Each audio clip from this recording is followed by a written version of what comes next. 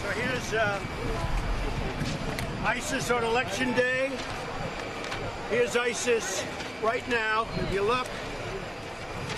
So there's ISIS, and that's what we have right now, as of last night. That's what we have right now. You guys can have the map. Congratulations. All right, don't worry, he has other maps. The president pointing to that as a sign that under his watch, ISIS has all but disappeared from the world. Now, a number of military types say be careful with that sort of language because it could galvanize them, you know, popping up somewhere else or morphing into still other terror groups.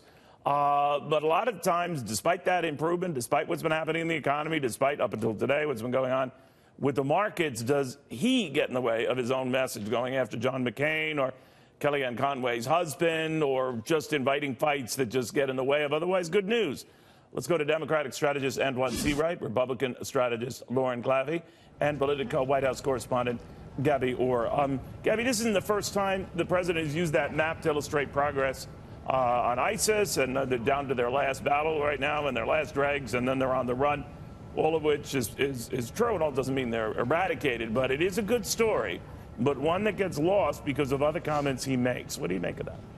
Yeah, he's really stepped on his own messaging this week, and it's obviously not the first time that this has happened. The president tends to sort of have these weeks where he totally gets off of message and talks about everything from, as you mentioned, John McCain to other, personal grievances that he has with various senators or lawmakers or aides.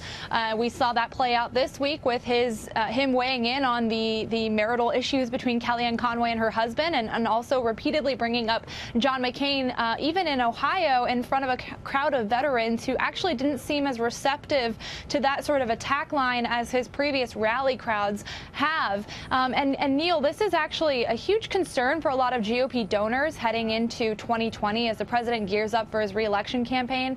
We've reported previously that there are a number of donors who may have given to him back in 2016, but are a bit reluctant to do so again because they're not quite sure if he can stick to a message that talks about the economic prosperity that we're seeing under his administration, the deregulation, the type of things that voters want to hear, as opposed to these daily grievances and comments on things that are so trivial compared to the others. Well, that might in fact be the case, but Antjuan, a number of those same experts tend to look at the Democratic field thus far and say that maybe that's a blessing for this president because they look a little nutty as far as coming out the gate. And I'm curious as to whether you think Democrats are breathing a sigh of relief because they tend not to make a big deal out of what's happening at the border or not calling it an emergency when, in fact, at least over the last couple of days, with a lot of these ongoing pressures, it is turning into an emergency. But because of the president's comments, it's lost in the sauce. What do you think? Well, any person who expects Donald Trump to behave or stay on message, I can just tell them in advance that dog will not hunt. Trump thrives off chaos, confusion, anger, and frustration. So when he makes these comments, when he tweets, and when he acts the way he does, it's because that's his normalcy. That's how some argue he got his way to the White House, and that's some argument. So you argue that maybe there's a strategy to it here to deflect other things like either a Mueller report or what? Absolutely. With Donald Trump, everything is a distraction, and somehow those of us who are in this business, and even those who cover in the media, we tend to follow the shiny object. Whatever he tweets, whatever he says, instead of sticking to the real task at hand. And I warn my Democratic friends, we can never have personality arguments with Trump. We need to stay focused on policy because that's where his failures are, and we will never win a personality argument with him. You guys have enough personality disruptions within your own ranks running for president. But, Lauren, I'm wondering how Republicans play this out because, say what you will, the president still kind of sticks around that 40 to 42% overall approval rating. Not historically great, but not historically awful either. There are surveys out by CNN, no less, that show 7 in 10 Americans are happy with the economy. 5 out of 10 give him credit for it. So is that enough that Republicans are convinced to get them to the finish line for another 4 years of the White House? You know, it depends. You look at the historical models previously, and you look at just how well the economy is doing right now.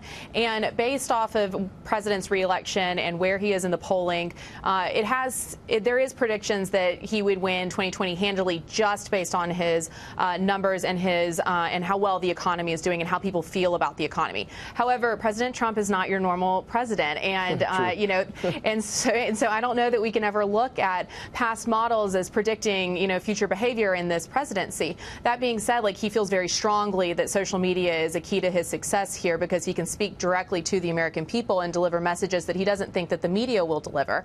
However, he does step on his own messages, and I think that as a Republican, that gives me concern because I'm looking for him to unite us in ahead of 2020 and make sure that we're lockstep against the Democrats and their socialist policies and some of these more radical ideas that they have. Please don't do this. Please, Lauren, please don't. Please don't. I am. I'm going there because they want to dismantle a lot of the success that Trump has built up and how well the economy is doing right now. And and we have such a successful country because of some of the deregulation that's been happening under this administration. So I think that President Trump really should be pounding that because that is a successful message. Well, I think you're right. But he just you got to admit, I mean, on the economy alone, I know you can differ whether the president is responsible for it. I've always said he should be up 10 points in the polls with that.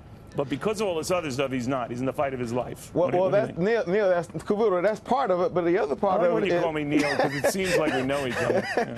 But the economy is part of it. But you and I talked about this before, and you disagreed with me before. But I hope you agree with me now. The fact of the matter is, while the economy, yes, it's important, it is not on the top of the mind of voters as the midterms proved themselves in 2018. And I believe we're going to see a repeat of that for what the mood of the country is and what the mood of independent thinkers will be. You had rightly argued ahead of time it was all about health care and concerns about that. It was. I don't know in 2 years whether it will be, but is it your sense, Gabby, that the president, the less he talks or goes off topic, the more likely it is he could pull this out?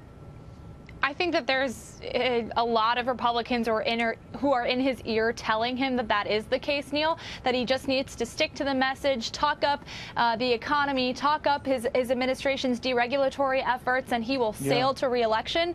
But on the other hand, there's just as many advisors inside the White House who say that his base and independents sort of love his anti-establishment, rhetoric, and also just the chaos. The map will be different. One of them emailed me, Cavuto, what have you ever done with your life? You just read a prompter. Then what else did they say? A prompter, could you move up?